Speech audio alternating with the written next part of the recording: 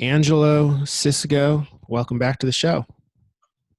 Ryan DeBell, it's with great pleasure as always to be even in your presence, and very honored to be on your show and addressing or being able to speak to the Movement Fix audience. So thank you, and thank you to the beautiful listeners that take time to indulge in anything that I'm able to share. Well, it's a pleasure to have you back on.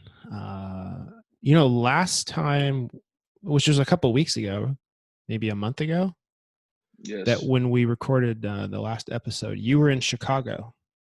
Yes. You are no longer in Chicago. No, I am in San Clemente, California. What can you explain to people listening what the move is all about? Sure, absolutely. So my family and I recently wrapped up a wonderful 13-day road trip across this country, my wife and my 9-month-old son, to with the aspirations or the idea of ending up here in southern Orange County in San Clemente to begin our new chapter, both as a family and also for me to fully step into a program and an ideal that was really next for me, is really next for me, which is Alpha Hippie and stewarding a program that specifically works with men. And I've been feeling this and working towards this. I guess you could say, since we launched, or Alpha Hippie has always kind of been around. At first, it represented me and my spiritual growth and how I identified myself. And then eventually more, I wanted to spread this message. And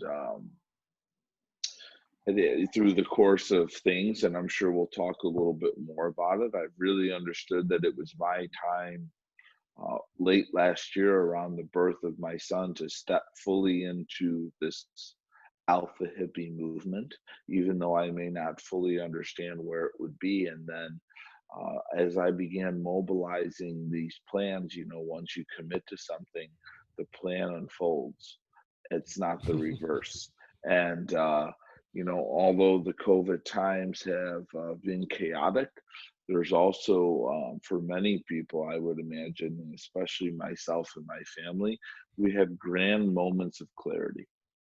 And we really understood who we were and what we wanted, especially I talked about this last time, who you are, what you do, and why you do it. And then the wheres and hows present themselves. And it was no different than for us to embark on this journey. And we knew that we felt strongly that the program that we are creating and we're going to be putting out in our focus, the timing was supreme due to the environment that we are currently living in and stepping into. I want to touch on what you said and expand on it a little bit of committing, and then the plans will unveil themselves. Yes. Because although that's like a sentence, there's so much to that. Oh, for sure. Can you elaborate on that a bit? Yes, absolutely. So Alpha Hippie started first as this ideal of representing my growth. And then from there, I made a logo and I said, and because I said, oh man, I'm an Alpha Hippie. This is how I identify myself. It came up through a conversation at first during my spiritual development. I would say I grew up very pro Alpha and not so much hippie. And then as I was able to expand and grow as a man and really step into all of me and not just the overly alpha part of me.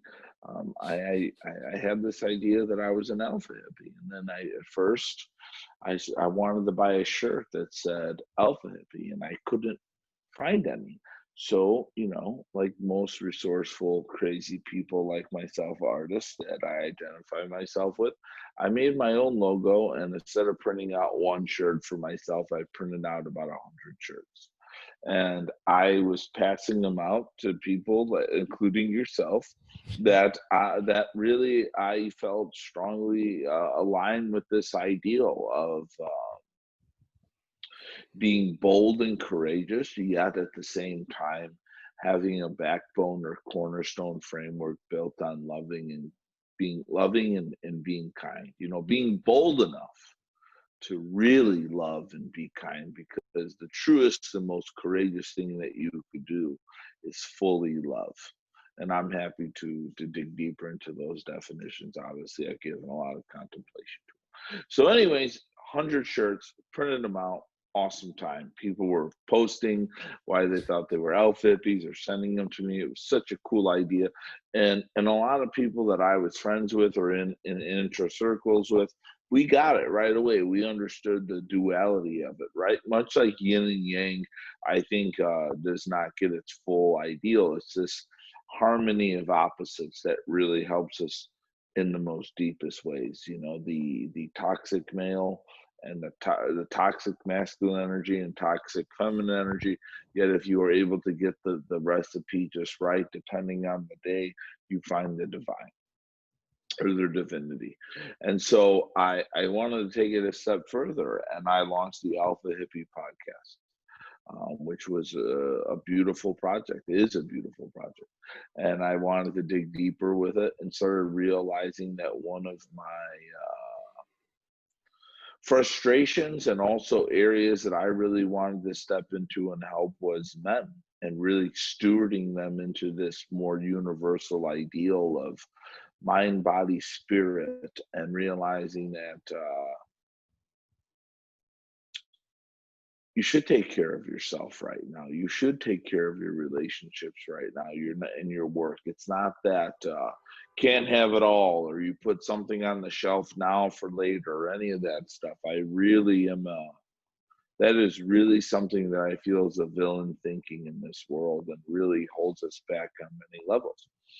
And I have a 9-month-old son, and 2 days before he was born, I had this vision before I was starting my yoga practice about, you know, my identity now. I'm taking on this new identity that is father. I'm wearing this new mask. And who am I at this point? Am I Angelo, the CrossFitter? And at that point, you know, I really didn't see myself that way. You know, was there parts of the methodology that I still agree with? Yes, yet I didn't fully identify with it. I really identify with Alpha Hippie and then this leadership more in men. And it even came out more and more at my gym, where I realized that what was really great about my coaching wasn't necessarily how I was leading a group class or the squat. It was 1 to 2 sentences that I would say during your break of the squat that really expanded your mind, from the way that you speak, from the way that you carried yourself, even from the way that you address the world and your frequency and energy, that people were really drawn to me for. And at first, the plan was to, you know, to move out to SoCal and embrace this journey now. And it really came from a lot of inspiration of having a child, or my son and a child, and what I would represent to him. And also to where my family really wanted to be. And so I committed, and my family and I committed, that we would live in San Clemente in the summer of 2020. And then I would take on a project under the Alpha Hippie flag and step fully into this. This was in October, before COVID, any of that stuff. You know, my wife and I had the discussion, and here it was. And then I immediately thought about my strengths as a leader and how I would want to show up. And I realized that although I do carry many strengths and many amazing abilities, there are things I lack. And I said, who do I know that would help translate this idea? Because that for me is where I lack the most, is on a day-to-day or building of a business area. I am a visionary, not an integrator. Those of you that may have followed any sort of traction or any of those entrepreneurial ideas, is I could think of things and theorize and all that. Yet if you want to drain me, you'll have me worry about if the trains run on time. things of that nature, sort of things like that. Mhm. Not that there's anything wrong with those. Every company needs some people that are great at that. They need people that are amazing at that. Yet things like that really drag me down.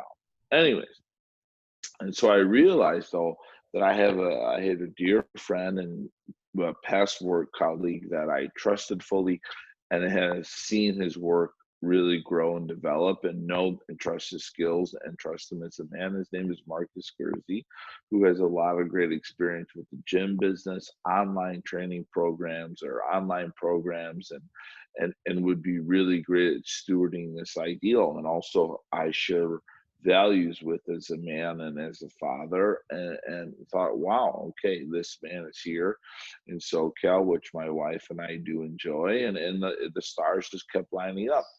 Just called up Marcus, explained to him a little bit about what I'm looking to step into, and he was quite inspired to work on the project.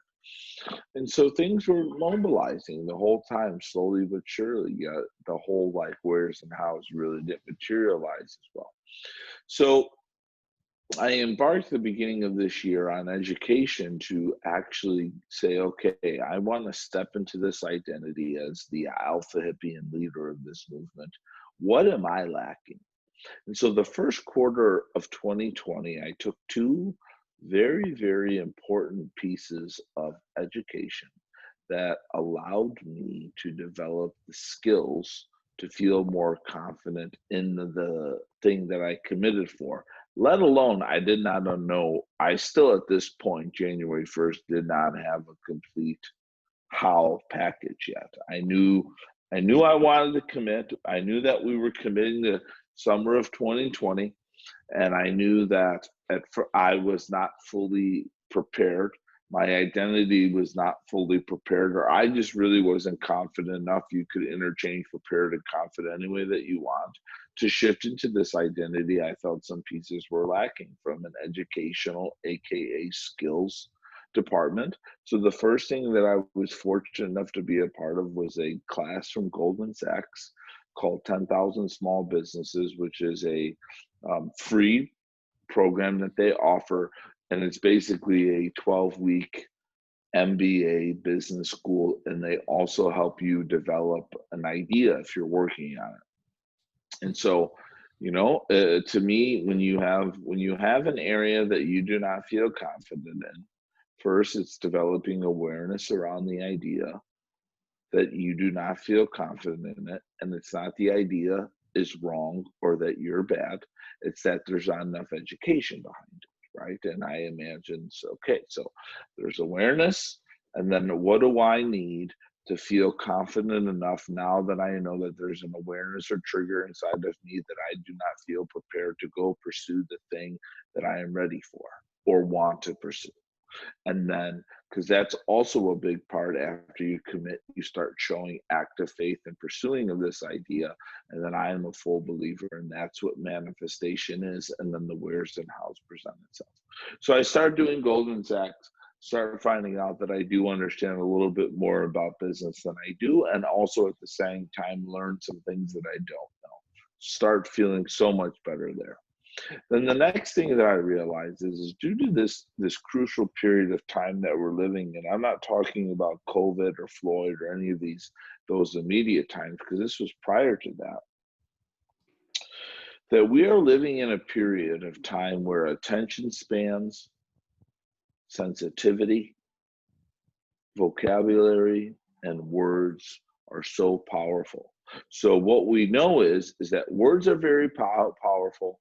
What you say could really affect people, and you don't have much time to say the wrong thing at all and then try to correct it, or even try to convince that person that it's not what you needed, because information is moving so fast.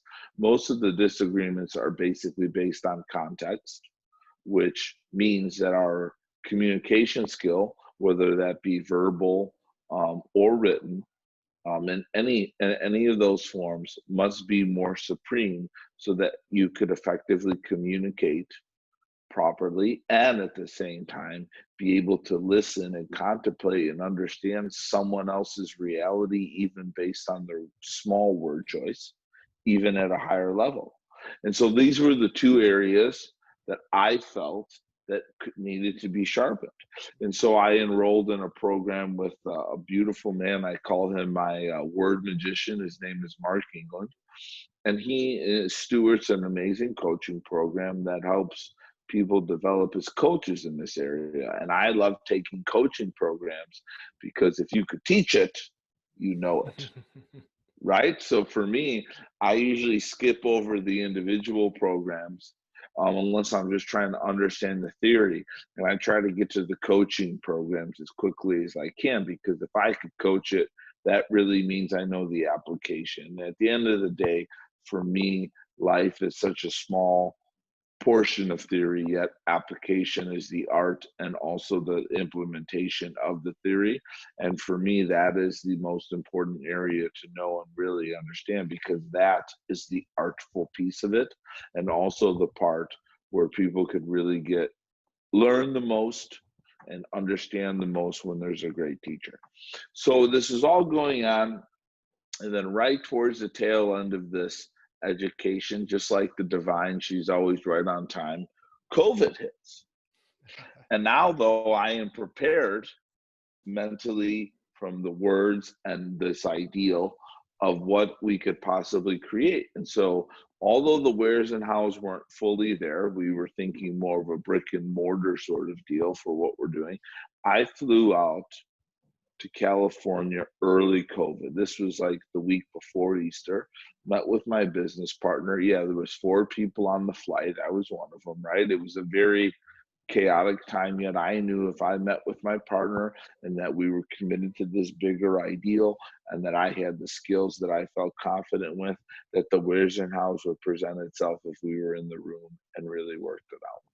And so we realized that it is a crucial time in this world of chaos that there must be stability added in the world in some form for us to move forward as a civilization.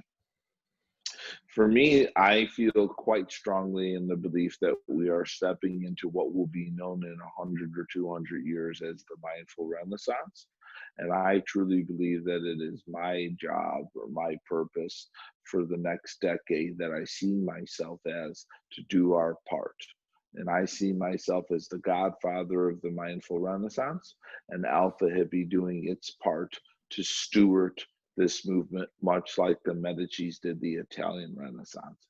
And so I have chosen, since my focus is developing myself as a man, and we've chosen it, Marcus and I, to zero in completely on the masculine right now, especially because we believe that stability comes from divine masculine energy, not necessarily solely through men, yet it is primarily a male dominated type of energy.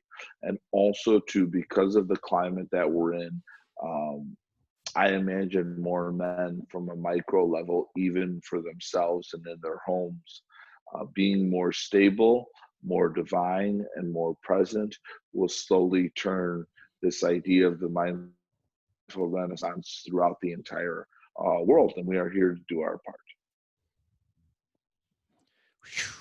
Okay. That's incredible. I want to touch on a few of the things that you said. Please. First, we live, as you said, it's a time where words are, and communication and information spreads so fast in this sort of, right now it's like we're in like a gotcha culture, a cancel culture. If you look at the news, it's always this person slammed this person destroyed this person. We're always looking for the big downfall. We're always looking for the person messing up and the person to take down, and really quickly. And it's interesting, right? Because we just saw a huge example of this with CrossFit. Yes. One tweet can lead to the resignation of somebody who has spent their entire career building an organization that many people have thrived on. like because of the existence of that structure. Oh, so much. And I am in no way condoning what was said. I'm just saying that one tweet can literally take that whole thing down. And you know, what I want to get at here is when you say masculine energy, because we're Yes. also at such a time of racial tensions with Yes. everything going on. So when someone might hear you say masculine energy and alpha hippie, maybe they go, Angelo is a sexist. Mm, What do good you point. how do you respond to that? Because I understand what you're saying about masculine energy, feminine energy does not relate to the gender of the human. Hmm. But how would you respond to that in a time like this? What a great question. This is a truly amazing question. Here's how I look at this. I identify in two parts as a truth seeker and a guide. Okay. And I do not teach something I have not experienced. And although I would love to say that I could steward women, I trust and know that I will never understand fully what it is to have your period. Hmm. I will never know what my wife really went through holding and growing a baby inside of her for 9 months. So, for me as a guide, and I see men trying to lead women, I find that to be improper as far as like body, mind, and spiritual work because I have never really walked your path. And Hmm. for me, I am the truth. I believe that inside of my heart very much. I speak and teach from the truth and the truths that I have taken many hours and much obsession to find.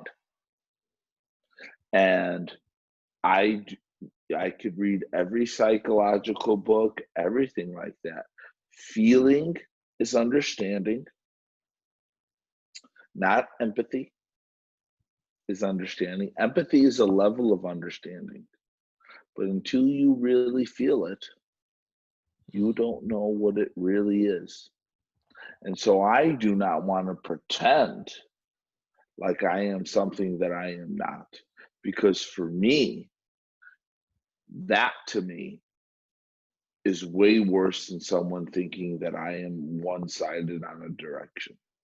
Number two, anyone that would pose that to me, I at first would love to talk about what masculine and feminine energy even is, how we both view it. I want context of the conversation before we have any sort of discussion, right? Or disagreement. I am all for us not being on the same page yet. Let's make sure there's context given before we're not on the same page. So, masculine energy may be best described as logical, A to B energy. You see it, you go do it, right?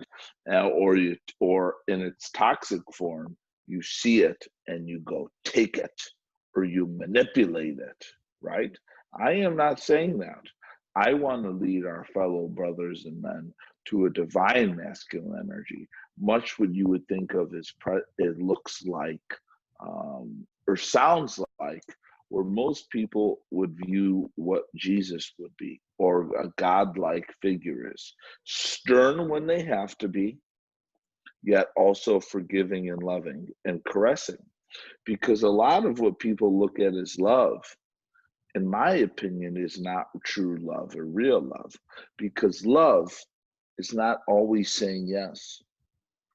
Love isn't always a caress. Love, the most loving thing most people could do sometimes is say no.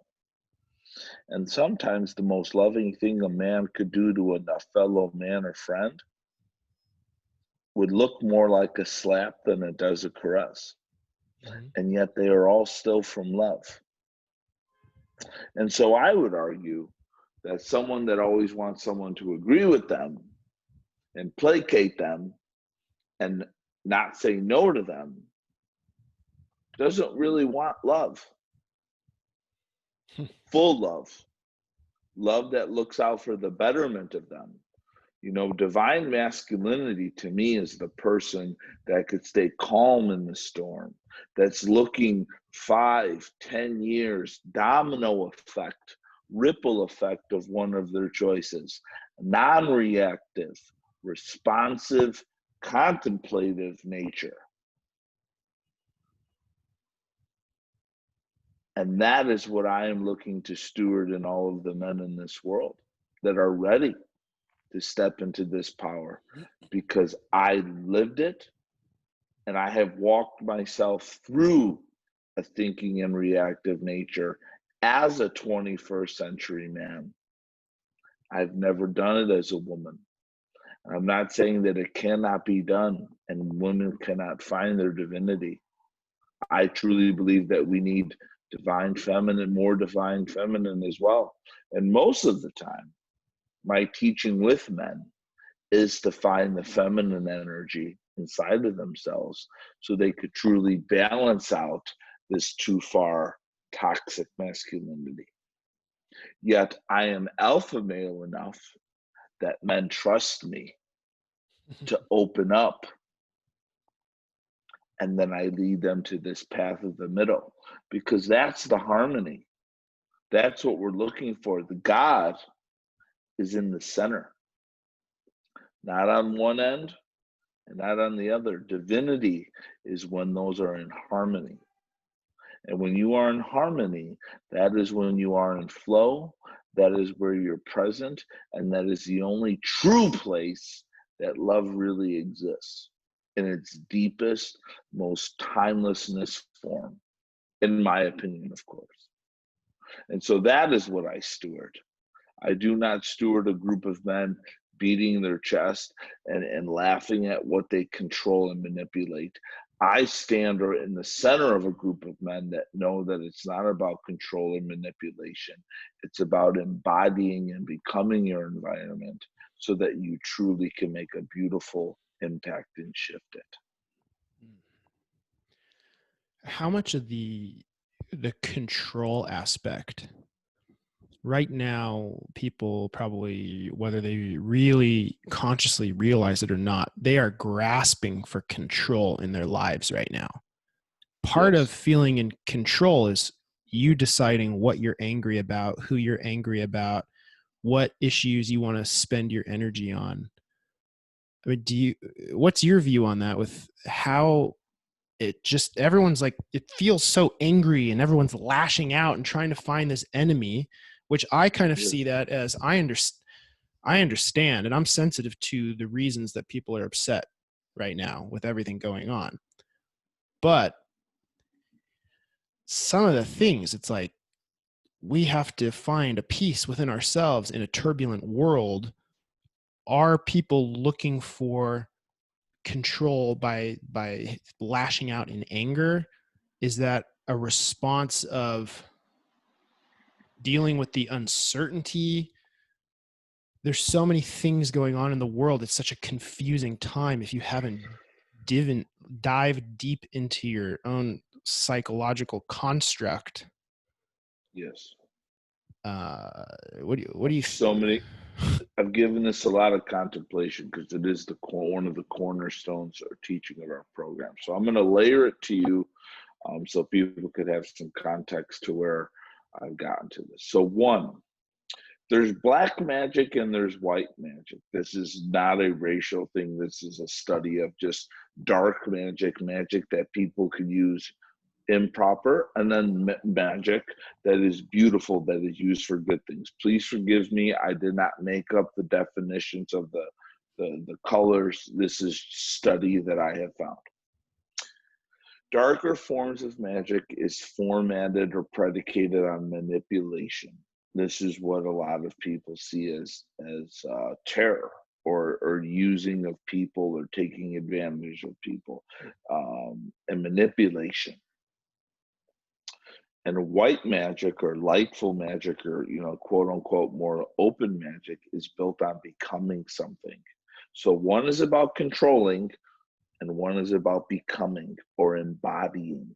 Okay, I am fostering, my goal and our goal is to foster more becoming of one nature. So I do not even subscribe to the idea of control. The second thing is, control is a reaction, a reactive nature, not a responsive nature, for some sort of false sense of security or stability. And when in reality, the only thing that we are in true control of is ourselves, and any sort of form of hoping or controlling of an external is usually a place of suffering to begin with. The third thing I'm taking from is someone that I love and admire on many levels as an artist and communicator, is Dave Chappelle. In one of his stand-ups, he speaks about the apartheid, which is a perfect thing to talk about, which is South Africa. A very big movement of racism and things like that, of Nelson Mandela and that, and how they solved it. And the way that they eventually really solved and opened up even the discussion of the apartheid is both sides started taking responsibility for what they did to start the problem. So instead of pointing the finger outwards, they started pointing the finger inwards, thus beginning progress. And so for me, it's about taking responsibility for yourself, learning about yourself, and then choosing to realize that the external is not up to you. And it's our job to become one with all of us, so that we all must be better. Yet first, we all must realize that to some degree, we've all done something, or could possibly have done something, that has created this reality, because we are all a part of it. And the more we stop worrying about what someone else did, and the more we started being concerned about what we do in our own actions, and even owning up to them, even if that brings shame about us in the short term, and discomfort and regret, uh, as long as we are able to show true forgiveness and develop more education once we are aware of those things, much like I did in the skills that I needed to begin stewarding this movement, we will actually begin some sort of forward progress on these issues. Any issue, like my project with Alpha Hippie, which now brings me to California, where we are now, is because I took responsibility. There was awareness. I took responsibility for my part in not having it, and I sought out education. And now we were able to steward and move forward with this movement. And so for me, it's more about those things. Is I take full responsibility for myself and my actions and any part that I may have played. And I only hope that everyone else takes full responsibility in their parts, because then we're beginning to take ownership of the only thing that you could truly take control or ownership of, is yourself and what you've done, and then create education and accountability based off those things, so that we all could be better. The more we point fingers at each other, the more we are actually moving away from progress, from that center, because we're dividing ourselves more and more. And Alpha Hippie's pursuit is to find the divine and become one with all that is nature, and that. And it is to help the men first, as I mentioned earlier, specifically because this is where we are the most educated and prepared. Let's talk about becoming one with all of nature and what that means. Yes. I've thought about this quite a bit. If I looked out the window and I saw a bunch of birds, I would go, "Oh, look, nature, birds." But Yes. when we look at other humans, we don't think nature. we think, oh, other people. Yes. What if a bird had a name and all the other birds called it a name, and then it was like, oh, I'm this, I'm not nature? Like, are we all not nature? Is every human not also nature? Right? Yes. It's all one thing. It's all one. And the more we use terms to separate ourselves and identities to separate ourselves, the more we move away from becoming anything, becoming one. Mm-hmm. Like you said, just like with the terminology of the birds. And so I am a human being, and that is my religion. That is who I am. Like there's nothing to me. I am a part of nature, and I identify as a human being. All the other parts are there to answer maybe questions of origin or my name, and yet all those things. Yet when I see the world, I see us all as one and fellow human beings. Um, is the species that I am a part of this big one nature, and I really believe everything else after that is a lower level technicality. And I'm not discounting what anyone had to go through or any kind of suffering yet. For me, I do my best to remove myself from any sort of technicalities, because the identities and all those things are the things that I foresee or at least see people arguing about. And what if we just removed all those things? What if if those weren't there, and we treated each other as such, and you looked at people like they were a part of nature, we would all, I imagine, be in a much more grand place. And I and Alpha Hippie are doing our part to help people feel more free and bold enough to be loving and kind, so that they no longer feel the desire to put anyone else down. Because why would they do something like that if they were happy people and loving people and open people to begin with, and saw everyone as one? Right? Because if you saw everyone as one, then you would see other people as being a part of you. And why would you ever hurt yourself? Right, we're all supposed to be here. When I encounter anyone of anything, or part of my day, this to me was put in front of me in a divine way. It was divinely supposed to be here, versus it being in my way or something I must control and manipulate. I imagine it more of like, oh, this wave is in front of me because it was be given to me. So I could either be mad at the wave, or I could become the wave, so I could actually surf it and be present and find the God or divinity in it.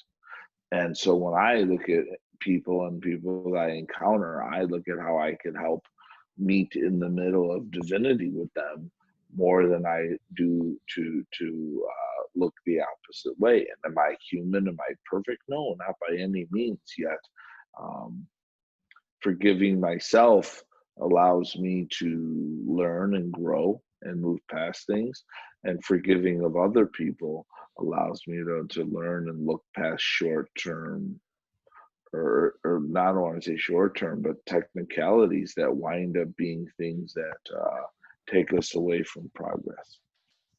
Because that's all I really am after, and Alpha Hippie's after. It's loving and kind progress, and undefined or identitied progress. I want everyone on every level to be as deeply passionate and together about their lives as possible. Is that what's, I mean, that's obviously what's driving, like, because, you spent a lot of years owning O'Hare CrossFit and building that and transitioning to Alpha Hippie. Yes. You just felt like you needed to be doing more. You felt like you weren't fulfilling what you needed to fulfill, stepping away from something and into something else, right? That step that is required of breaking away to grow into something new. Yes. That's a huge hurdle, right? That prevents so many people like It's leaving. the hurdle. That's the hurdle. How did you hurdle the hurdle? Great question, my friend. So I had recently had a son. I said 9 months old. His name is Santiago. He's my son, and I had some deep contemplation about my life, and I looked at my parents, and I started thinking about these two humans beings that I am a part of, a father and a mother, of course. And my father is a rough, tough 11-year prison from when I was 5 to 16 Chicago Italian gangster. And I have this kind, soft, almost martyr like of a mother, right? And these two amazing people brought me into this world. And I started really sitting around and contemplating, meditating, whatever you want to call it, just deep saturation times of thinking about, let's strip away the technicalities, AKA methods, lower level thinking. And without them really knowing, what were Guy Sisco, that's my dad's name, Gaetano Sisco, shout out to Gaetano, and Maria Sisco, beautiful, loving Maria. What were they really trying to teach me, and what do they represent in this world to me and all of this? And so when you're born, your mother represents yourself because you do not see your mother outside of you. You believe you are a part of your mother, and rightfully so. So the mother represents the self, and the father represents your first relationship, aka the outside world. Mm. That's what these people represent, first of all, right?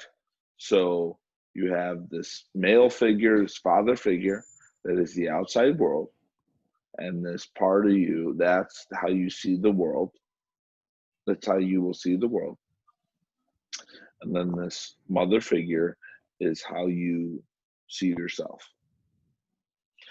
And then, all right, cool. All right, so that's first. Now the next thing is what are they here to teach you, or what were my parents trying to teach me? Strip away the methods that took me many years and much psychedelics and all the meditation and all the retreats to work through. What were they really trying to teach me? What were the lessons?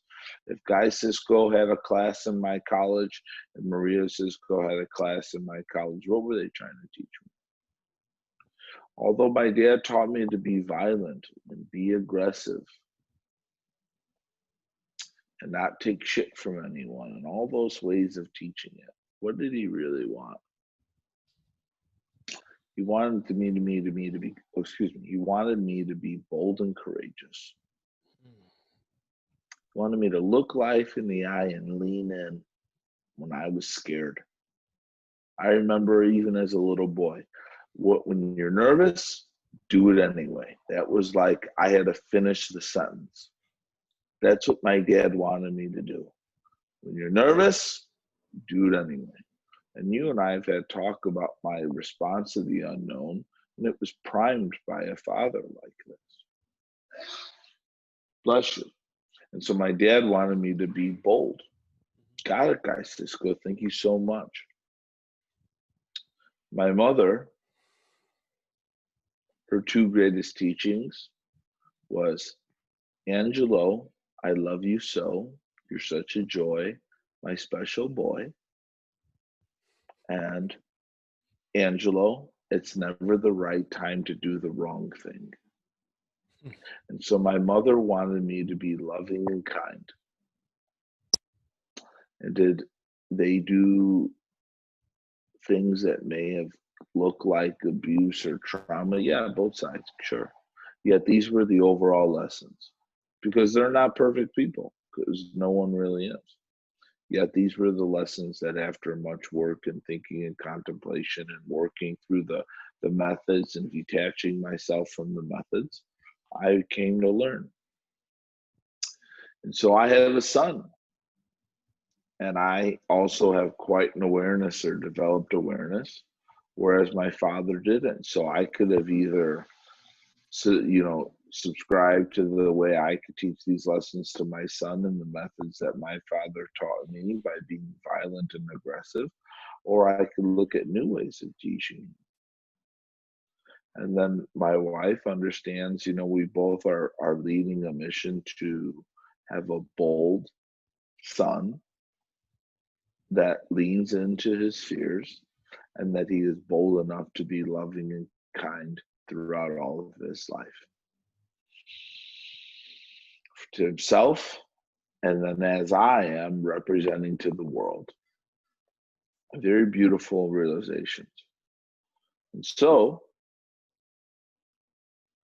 we all, to some degree, may know this, and yet I hate to use any sort of absolute, so I'm going to say it. Is you learn by what you see and not what you hear, not do as I say and not as I do. Everyone knows or should know by now that that's complete bullshit. And so for me, I said, oh my goodness, I'm 35. I'm quite comfortable and very good at what I do. And I'm about to have a son. And my school for my son, my part of the school is to teach this boy to be bold and courageous. How can I do that? I could lean in to something I'm inspired to grow into when there's a million reasons for me to be comfortable and sit on my comfort and fears. And in 35 years, he could come to me with his same position, and I could be one of three people. I could be the person to tell him when he has an idea about Alpha Hippie or whatever his next inspiration is, despite the comfort. I could be the person that showed him what to do.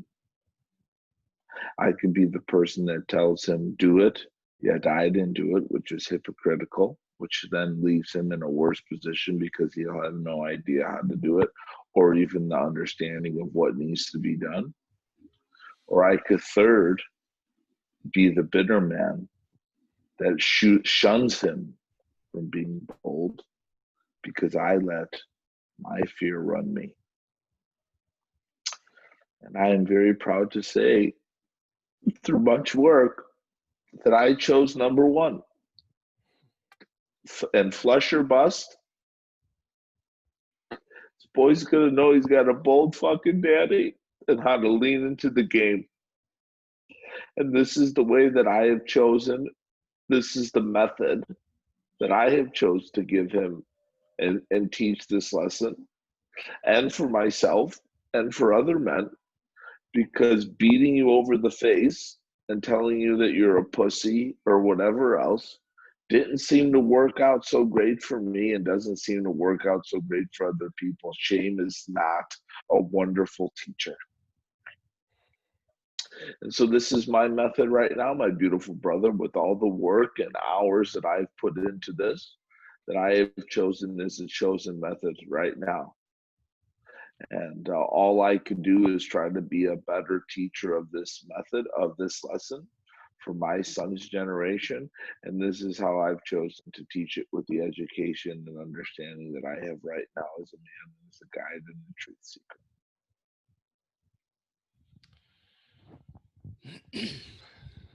That took you intense introspection, reflection, patience, and work to see it that clearly, to get to that clarity.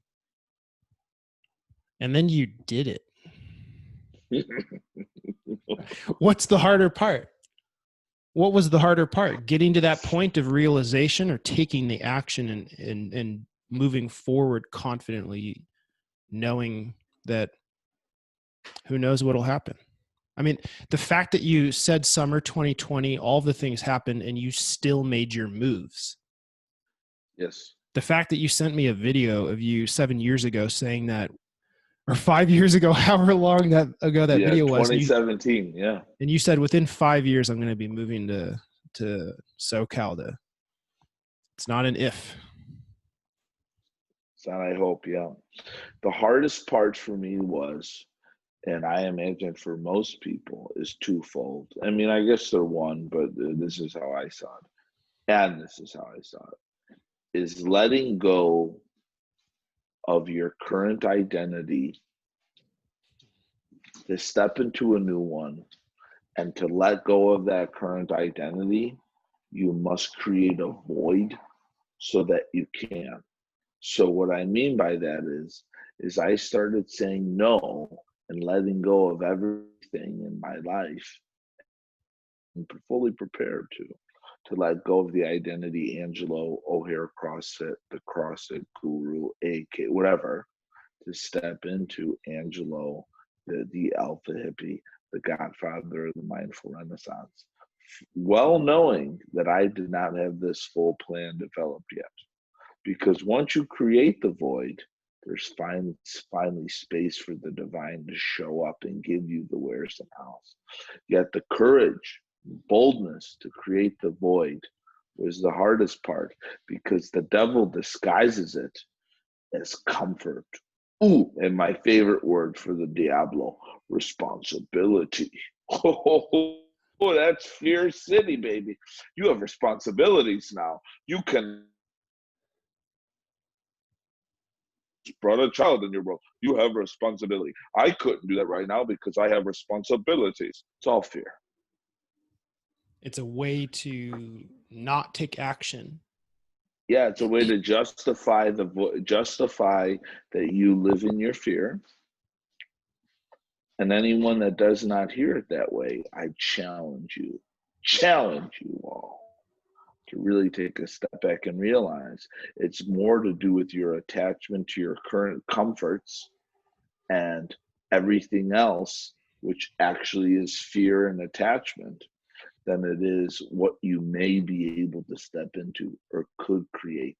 And that letting go, because you do not have those other things set up, is why most people get stuck on stability and security, when in reality, security and stability is a springboard into moving into freedom. It is not a landing and nestling place. And the more that you use comfort and stability as a place to nest, the longer you stay there, the more you get comfortable, the more you get comfortable, the more you're less likely to step into true growth and inspiration, the more that part of you turns off, the more of you dies, the more of you lacks inspiration. And now all of a sudden, you're not a person that you like. You're a toxic man. You watch too much porno. You abuse your family, not by physical abuse, but by not being present with them. You find yourself watching 6 hours of sports when in reality it's because you're distracting yourself. You're cheering Tom Brady on more than yourself because you don't have any of your own inspiration. And this cascades through generations. And this is what my program is here to do its part in realizing for people and men just like me. To interrupt.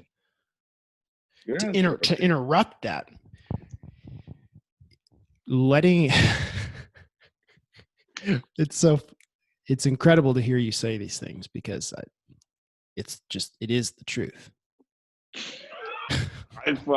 It's as truth as much as I have given truth. And I will say this to anyone listening to this podcast. You don't believe that I'm a truth seeker to the depth? Call up my poor wife who has to live with me and see this. Okay, message me on Instagram. I'll connect you with my wife. Because these are the things that I am obsessively contemplating in real time about everything that I do. And I challenge anyone to have my level of intensity and focus on this because I live and die by this. I even look at how I drive my car to understand what type of spiritual presence I'm existing through in the world. You are I've driven, you've driven me around through Chicago before. And I did notice the way that you drive. I did notice that. Yes, it's very everything. How I eat my food, how I walk, how I stand. This is It is most people find one area of their life to obsess with. Michael Jordan obsessed about basketball. Serena Williams obsessed about tennis. Pavarotti obsessed about the opera. Miles Davis, the trumpet. I obsess about life, finding the deepest, godliest expression in every part of life. Life is my instrument, not a ball, not a tool. Life, and that's what I really obsess about, and it winds up being this deeper deeper part of me. Do I have times when I'm human and although take away from that? Yes, absolutely. I'm very human. Yeah, this is my practice, and this is how I found deeper truths, and that is why I also understood that it was time for me to move away from CrossFit due to such a more holistic or more global understanding of my life versus it only being about a physical training practice. And so now you fully dedicated your life to doing that. 100%. And in the early part of the 2010s or late 2009s, I by the way, I did a 2.5 hour town hall and meeting for my O'Hare CrossFit community and walked them through the first time I watched the CrossFit workout through the decade and everything that I experienced as well. What was the milestone that wound up being a 2.5 hour talk, and that's on YouTube for anyone to see, so they can deeper understand me and have context to me. And I wish for anyone before they I encourage anyone before you want to assume and make a judgment about me, please watch that so we could all understand each other. And even if you're judging me and thinking that I'm cool, I would love for people to watch that to have true context. It's a judgment necessarily. I'm not saying it's good or bad. I'm just saying before you make a conclusion, anything about me, please watch that so you can have fuller context. In 2009 or 10, that's how I saw myself, and that was the movement that I wanted to steward, an ideal that I wanted to grow into. And this one is where I see myself stewarding and growing into over the next decade. And so making my life look and feel like that is the utmost importance for me. For people who are listening, that maybe they don't really know what it means to like let go of your identity. Maybe Yeah, maybe that whole concept of doesn't really even, like, there's the words, but there's like the real yeah, yeah, understanding and feeling of what that is and why you have to not, like, why you may have to let that die. Like, and that is a real death. Letting your yes, previous identity go is like an actual death of this image of yourself that you've projected into the future. You're like killing off that timeline. yes, How do you, how, like, because maybe somebody that experiences that as like they're like they may experience that as not being satisfied with their life, or they're unhappy, and hmm they haven't really, been like, oh, it's because I'm tied to my identity. you know sure. It's the hero's journey, and this story has been told many times. If you want to get, you can check out Joseph Campbell's work, but this is as mythological as you get, right? The story of Moses, the story of Jesus, the story of Buddha, uh, Saul into Paul, King Arthur. Any hero's journey revolves around some sort of shedding or death of an identity to step into a bigger one. And if you look at this study of the hero's journey, that's what usually is about letting go. But on a actionable micro level, here's how I looked at it. So I'm the alpha hippie, the godfather of the mindful renaissance, Angelo Sisco. What kind of shoes would I wear? Oh, I would not be wearing Jordan shoes, $300 that crush your feet, that do not allow you to have good foot movement and control and stability. So I gave away every pair of Jordan shoes that I obsessed about for years, paying $300 a pair. And now I've chosen to only wear barefoot type shoes. It's very small at first. You have to do it small before it gets big because you got to build up the momentum and confidence. Yes. Yeah. Well, where else would you start? Right. It's not about the big one because you got to build up the confidence to chop the big one, which would be stepping away from O'Hare CrossFit. Yes. I got to build up the momentum. I just can't let this O'Hare CrossFit go that easy. That's a fucking mountain. But I can give away my shoes and only have Vivo barefoot shoes in my closet because I do enjoy that brand. Not that they sponsor me yet. It is a brand that I've learned to enjoy because of the barefoot shoe. So this was a conscious decision of, I'm going to start down this path. I'm going to do that because I know I need to, or like how aware were you of that was the process? Great. This is why I even took the education pieces that I referenced earlier. This is how I look at identity shifting, or what I really coin as identity alchemism. You are person A and you want to be person B. Great. What does person A do? What does person A think about? All that stuff. Think about what does person A do? Think about, worry about, where, like to the T, every detail that you could think about. How do you know that they are person A?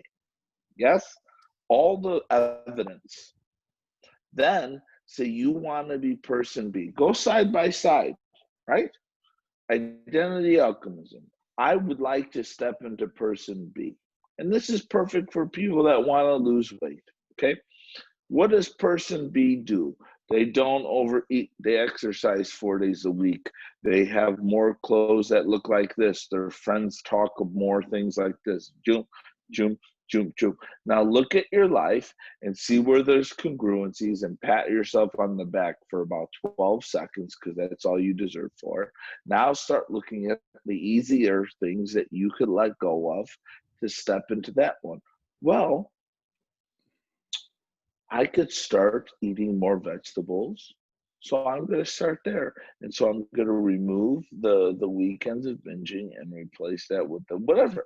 And for me, it was the shoes. And then it was how I spoke.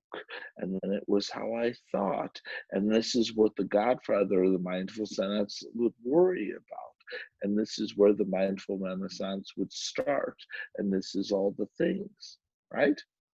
And then you start doing, because once you start doing, taking action, those become your habits. And then once you have your habits, the outcome is the identity shift.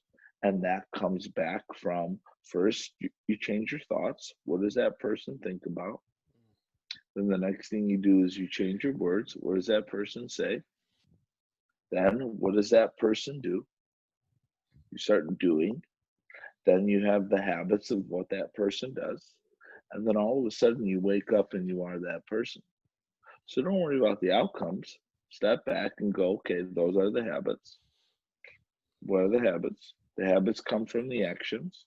What actions? What does that person say to himself and to others? And then what does that person think? I'm going to start thinking that way. And that's identity alchemism. And if you really want to know the truth, that's one of the bases of our backbone frameworks of this Alpha Hippie program, is to walk people through this in real time, because that's all that's really missing for us, is that we have an identity of A, we want to be B, yet we're looking at the outcome only, and we're not focused on these other steps. And I've taken some time to contemplate what creates this identity alchemism. And then we've created a program that is centered around body, mind, and spirit to help you shift your identity. So Create a new identity. Alpha Hippie is using mind, body, spirit tools that you've learned through this process to help other people to, I mean, basically expedite those who are willing to allow themselves to participate, because just the act of allowing yourself to participate, many people may be a little bit too scared to do that because of the unknown aspect of it. But I mean, you could save people years. For And sure. and Just the much ripple like effect. just like that springboard example. Mm-hmm. We are the springboard for men to shift their identities from A to B, from the person that they were meant to be. That's it. That's all we do. We're not saying you have to be a certain way, just we understand identity alchemism. We understand how to help you identify what identity you're really wanting to step into. And we know how to coach, guide, and support and love so that you may become that version of yourself that you know deep inside that you were born to be. And that's what we do. And that's what we're creating. And as you could see, on such a big level, for me, to step away from just training. Now, I don't want to say just training, but just solely from exercise or being known in that world, knowing that I have a chance, the chance to help steward men in this way, and also be an incredible example for myself, my wife, and my son. I would be cheating life's experience and what I really deserve by not doing this, and therefore not being able to be the steward of this movement the way I see myself. And so for me, this is why this whole circle back, this movement, the move to California has happened, and what I'm doing out here with my beautiful partner, Marcus Gursey, and our main man, Ryan Bucentini, who's on the team. And yeah, brother, that's really it. This identity alchemism, this shift, and of course, by divine inspiration. I don't know if you've read it, the book Alchemist by Paulo Coelho. I have read it. Good. What's the name of the boy? I don't remember. I'll say it. Spare you the time. His name is Santiago. You know what my right? Okay, I get it. And I didn't put this together till after. You know what my son's name is? Santiago. You bet your fucking ass. That wasn't on purpose. No, I named my son after I first heard this word uttered by a friend of mine that I looked to as a potential, or I did look at when I was younger man as a role model. And he called his son one day out of the living room or into his house. I didn't see him for years, and he goes, "Santi, come here," and out walked this beautiful boy. And so you could see these quote unquote coincidences, but I call them divine signs, have all been pointing in this beautiful direction, even from the name of my son and this identity alchemism. And so I am using the signs and following them and trusting that they are here for me and not to work against me. And I am in rhythm with them. It's incredible. Because I'm becoming them, not controlling them. Last time we talked about The Last Dance, about the Chicago Bulls. And speaking, I mean, I have a couple thoughts on that. It must have been painful for you to get rid of your Jordans. And second of all, in the episode where they highlighted Dennis Rodman, talk about identity alchemism, and it was who told him to create the person? It was Madonna. Totally. You create who you want to be. She knew, and he did it. Look at he even says it in the show. He's like, you see everything you see, I created. Life by design, baby. You bet you. We have the conscious ability to do that. That is the power. We will not run as fast as the jaguar. We will not jump as high as a leaping lizard. The superpower of being human is identity alchemism.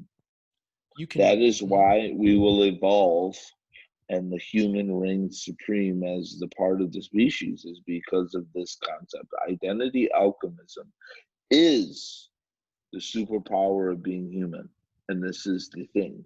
And so to act like who you are today is an absolute is denying yourself the true superpower of being a human being, which is why I have so much faith in that we could become one, is because if we all start believing it and shifting into it, all of these things that we are using as ways to push ourselves away could actually be shifted if we all had different perceptions and chose to step into them.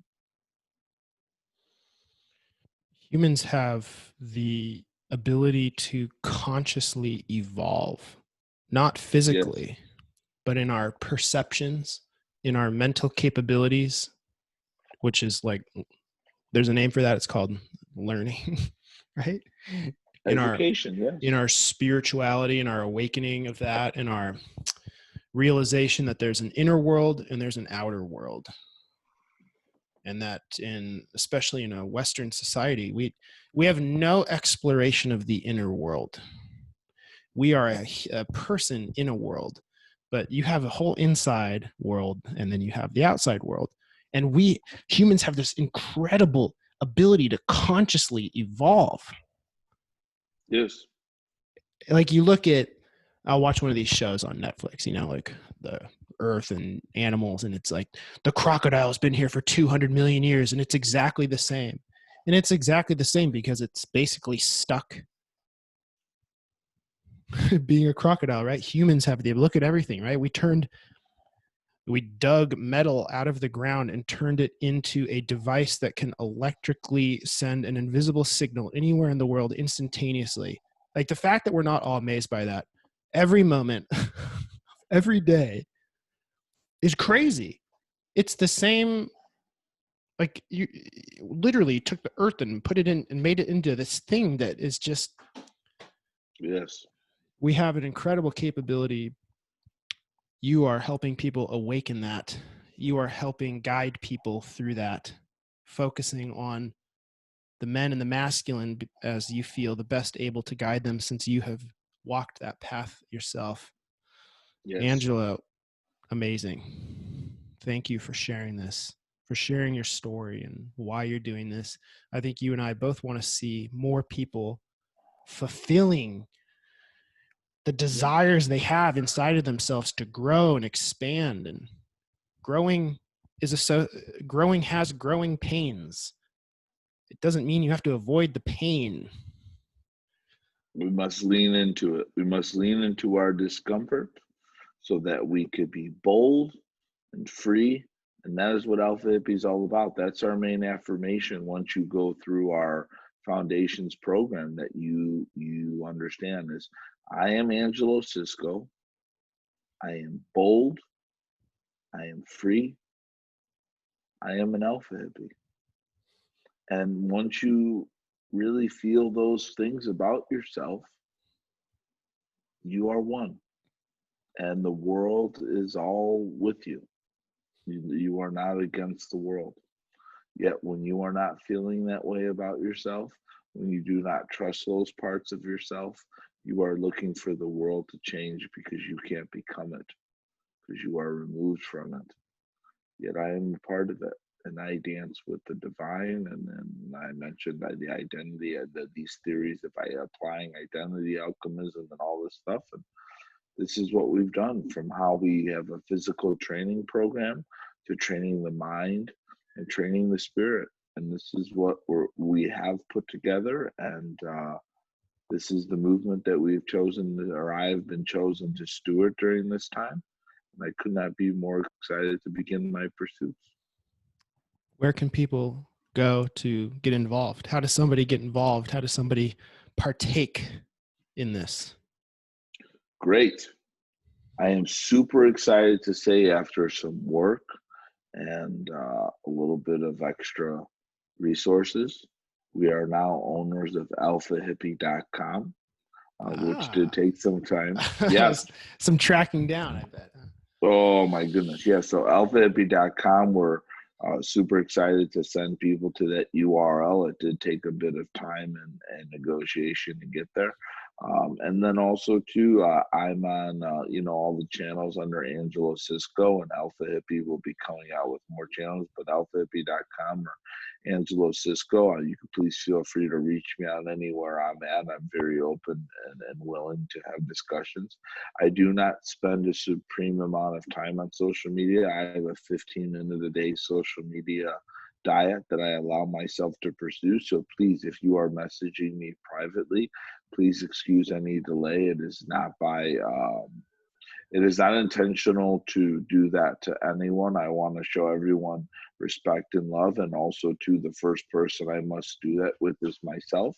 So I've chosen to give myself a cap on social media due to how deep and the inner the it could take you, and the control or shift it could have. And so please trust that I'm doing my best to check it as frequently as I can. Yet I have a short amount of time as well as work responsibilities on it. But please reach me there at alphahippie.com, and I'm here to support men, more men event, that are really ready to step into their deeper selves. And if there's questions, we're happy to help. And my team and I hope people hear this, is we are prepared. And for me, that is the backbone of everything, because when you are prepared, you are the most present and you are the most confident. And although we cannot control the external and the outcomes, when you are prepared and you are confident, you give yourself the best chance to do so. Awesome. One quick question I had while you were saying that. I imagine there are females listening to this episode who are, they really identify with what you said also, and they want some of this also. Do you know of any resources for them? What an incredible question. I know that's not your, I know that's not where you're spending, but I would imagine maybe they're like, where do I go? What do I do? Yes, absolutely.